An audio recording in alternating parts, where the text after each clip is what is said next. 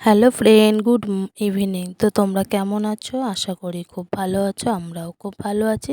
Bipasha blog চ্যানেলে তোমাদের স্বাগতম, অনেক ভালোবাসা। কাল যেহেতু লক্ষ্মী পুজো, তো আমি যাচ্ছি আজকে বাজার করতে। তো সন্ধে হয়ে গেছে, বোনের ছেলে খাবে ম্যাগি, এদিকে বলছে আমি কিন্তু ম্যাগি খাবো। তো তার জন্য আমার মেয়ের আর বোনের ছেলের জন্য ম্যাগি কিন্তু রেডি হয়ে গেছে। আর এদিকে দেখো, আমি কিন্তু বাজারের দিকে বেরিয়ে পড়েছি সাইকেল নিয়ে। তো যাচ্ছি, রাস্তার চারিদিকটা দেখো কত ভিড়। তো প্রচুর ভিড়, যেহেতু কাল লক্ষ্মী পুজো। তো এদিকে দেখো আমি ঠাকুর দেখতে শুরু করে দিলাম। তো দেখো ঠাকুরগুলো আমি যেরকম চাইছি সেরকম পাওয়া যাচ্ছে না, আর ভীষণ পরিমাণে ঠাকুরের প্রচুর দাম। তো দেখো তাও ঠাকুরগুলো আমি একটু দেখলাম, তো কিন্তু আমার চয়েসে হলো না, পছন্দ হলো না, তাই আমি ঠাকুর নিইনি। তো তোমাদের দাদাভাইকে ফোন করে বললাম তো রাতের বেলা একটা ঠাকুর নিয়ে আসতে। আর যেহেতু বাজেট আমার একদম কম, হাতে পয়সা ছিল না বলে একটা ঘট বানিয়েছিলাম, লক্ষ্মীর ঘট, সেটা দিয়ে বাজার করতে বেরিয়েছি। তো দেখো এদিকে দশকর্মার দোকানে প্রচুর পরিমাণে কিন্তু ভিড়, আর আমার সাথে কিন্তু বোনও গেছে।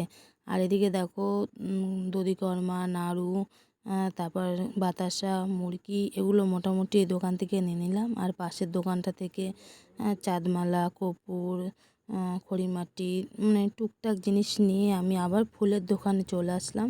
তো দেখো এদিক থেকে কিন্তু আমি ফুলও নিয়ে নিচ্ছি, আর একটু বেছে বেছে কিন্তু একটু ধান ঠানও মানে দেখে দেখে নিচ্ছি। তো ফুলের দোকান থেকে যেহেতু ফুল মানে নিয়ে আমি আবার বাড়ির দিকে রওনা হব। তো তখন আমি ভাবছি যে তাহলে আমি একটু একবারে মিষ্টি নিয়ে নিই আর দই নিয়ে নিই। তো এদিকে দেখো মিষ্টির দোকানে চলে আসলাম, আর দই আর মিষ্টি নিয়ে নিলাম, নিয়ে আমি এখন বাড়ির দিকে যাব।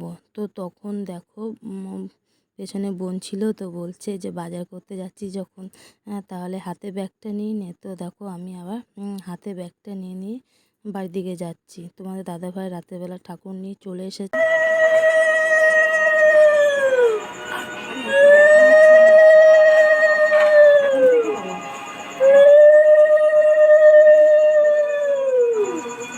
তো অনেকটা হাঁটাহাঁটি হয়েছিল, তাই আমার পাটা ব্যথা করছিল।